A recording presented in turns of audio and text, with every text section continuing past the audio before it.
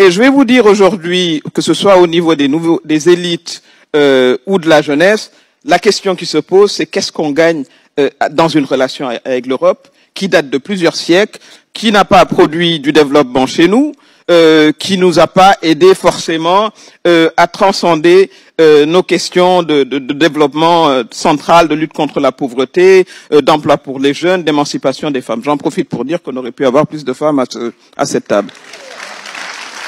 Alors voilà comment ça se pose, avec beaucoup bon, on va voir, c'est ça l'attitude.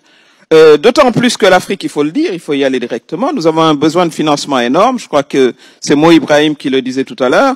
Bon, l'Europe n'est pas si cash que ça. Je suis désolé, mais ça se pose en ces termes-là. Parce qu'on parle de la richesse de l'Afrique, c'est clair, il faut le dire. Mais cette richesse, il va falloir qu'on développe une nouvelle manière de faire des affaires. Il ne s'agit plus d'investir dans des industries extractives, on va transformer ailleurs. Ça, c'est le premier New Deal à avoir, c'est qu'on fait du business ensemble en Afrique, on transforme en Afrique, on crée des chaînes de valeur en Afrique, on emploie des Africains et on se partage de manière équitable, je dis bien équitable, le profit.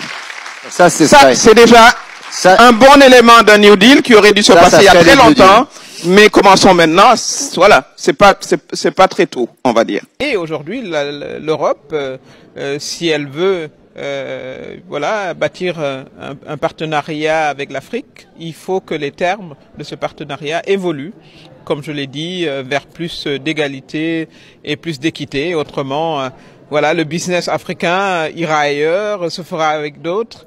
Et voilà comment il faudrait envisager cette relation. Mais il faut surtout également que les stéréotypes sur l'Afrique changent en Europe, que le regard européen sur l'Afrique change. C'est un regard ancien, bâti sur des mythes qui n'existent pas, et ça, il faut que ça change fondamentalement. En tout cas, du côté de l'Afrique, c'est perçu comme tel. Il faut que le discours change. Les dérapages verbaux de hauts responsables est inacceptable.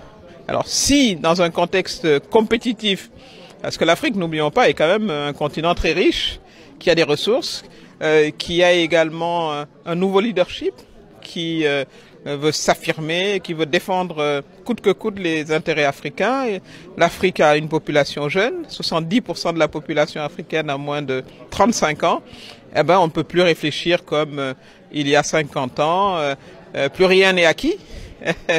Plus rien ne peut être comme avant. Donc, c'est une invite justement à nos partenaires et amis européens, voilà, de changer même de psychologie et d'attitude.